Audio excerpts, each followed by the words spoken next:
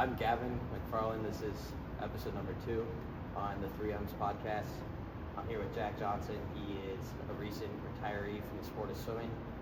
So, Jack, what's your background? Where are you from? What sports did you play in your growing up? What did you go to college for? So I originally grew up in Southern California. I grew up in Mission Viejo, which is about an hour south of LA. I played, like everyone, I played youth soccer growing up. And then I started swimming when I was about 6 years old.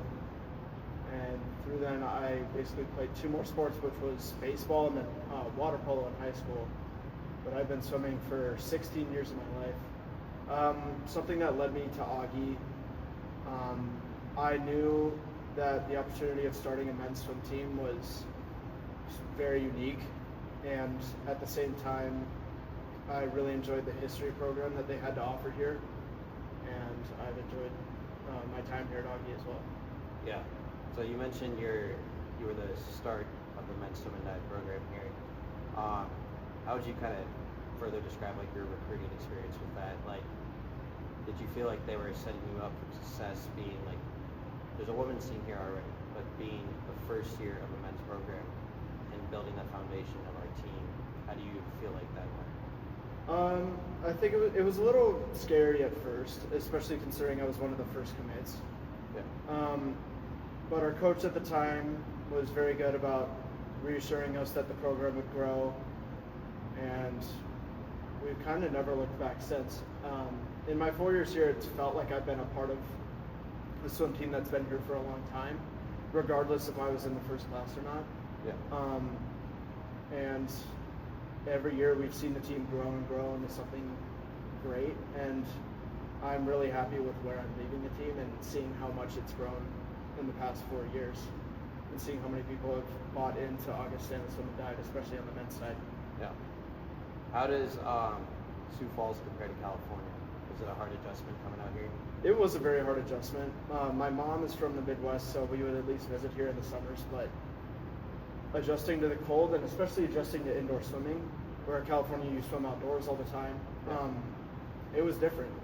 And it took a while for me to seriously adjust to the weather, the new conditions of swimming, and just kind of how life out here worked. So it was a bit of a struggle at first, but like anything, you get the hang of it, and it's like it's home again.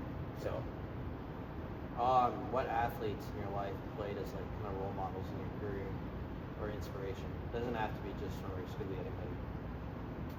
I will say, even though I'm an LA Dodgers fan, I've always been a huge Mike Trout fan. God, that's a hard one. Yeah, it's okay. It's all right. So you just recently finished your college career. Walk me through what your final race felt like and what it meant to you. Well, my final race was the mile, but I think if I had to focus on one of my final races at that meet, it was the 400-yard IM on my birthday. That event was a serious mental battle for me. I hadn't dropped, which is cutting time. I didn't cut time in it in 6 years up to that point. The last time I cut it was a random meet in Washington that we did. And throughout college and throughout on the rest of my high school career, I was really worried about always dropping in that event, and it was always a huge mental block for me. But I remember walking up to the blocks and just saying, you know what, like this is it. Like this is all I got. And all the fear, all the anxiety just went away once I jumped in the water, and it was fantastic. And I ended up cutting 7 seconds from my best time. So I would consider that my last ever swim. And I don't think I could have ended the sport on a better note than that. Obviously, you just talked about ending your career on a great moment. Do you have any other great memories in your career, whether it's college, high school, club swimming?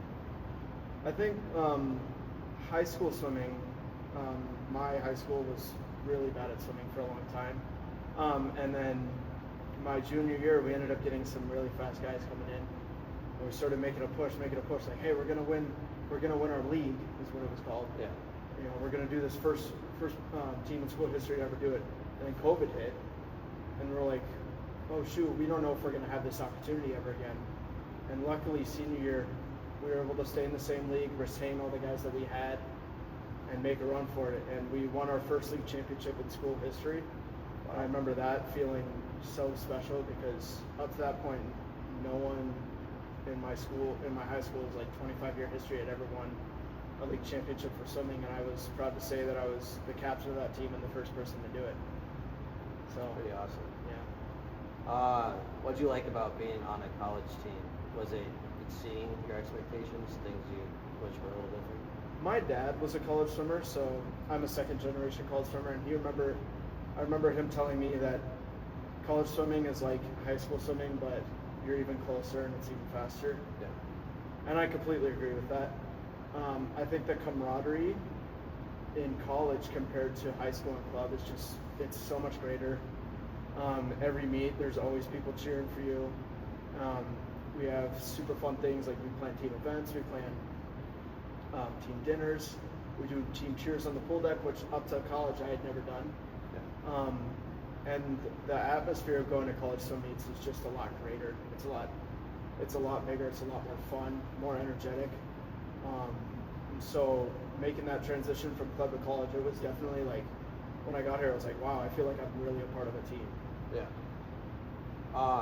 You mentioned that in your 4am you hadn't dropped in 6 years, like getting a personal best.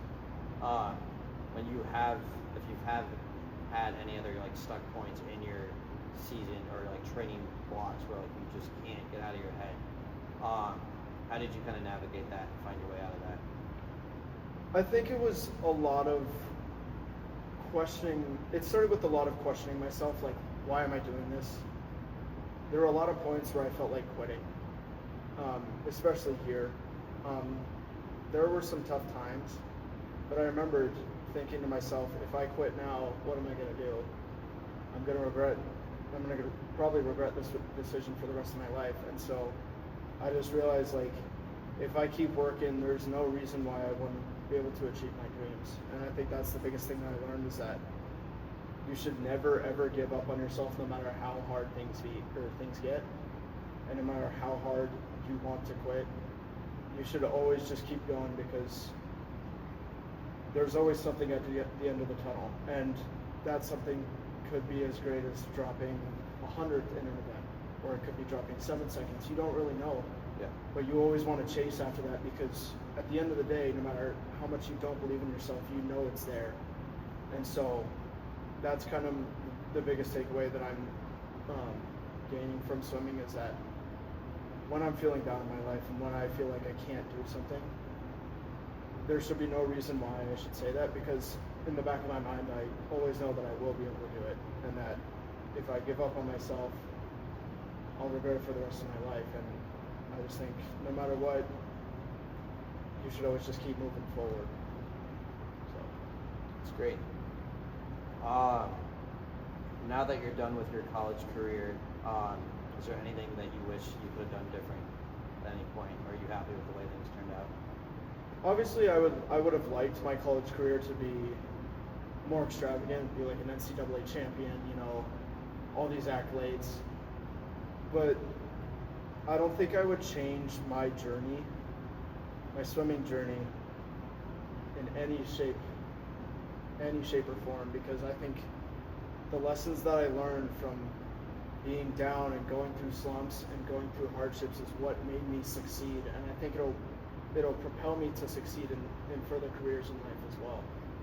So as much as I'd like to sit here and say, oh, I'd love to be, this much faster, I really wouldn't change a thing, because I learned so much more from this than I ever could being a constant winner, being an NCAA champion, always being at the top, never failing.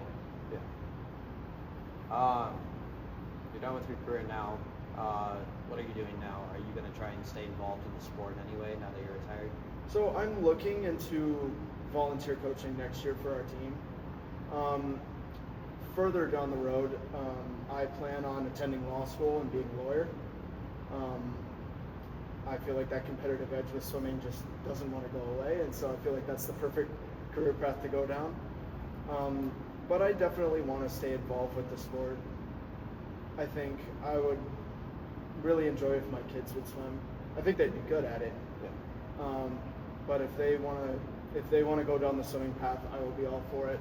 And I think no matter what, I'm still going to be tied to the sport of swimming no matter what, just because it's been a part of my life for 16 years, and it's hard to just let that go all of a sudden. Yeah. So. Last thing. So the 2028 Olympic Games are in LA 3 years. A couple questions with that. Are you looking to try and go to the games? And what are your thoughts on adding 50 stroke to the Olympics? Well, it depends where I end up. Because at that point, if my timeline is correct, I would have been just finishing law school. Yeah.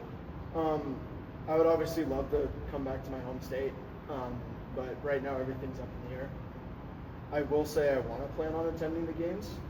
I don't know if I'll be able to watch swimming in SoFi Stadium. Yeah. But I definitely would like to attend the games and see it. As for the 50s, I think it's a good way to grow the sport of swimming. I think it's a good way to get more people interested. And this is coming from a distance swimmer. This is coming from a guy who does the opposite events of the 50s. I think that they'll be really fun to watch at the Olympics.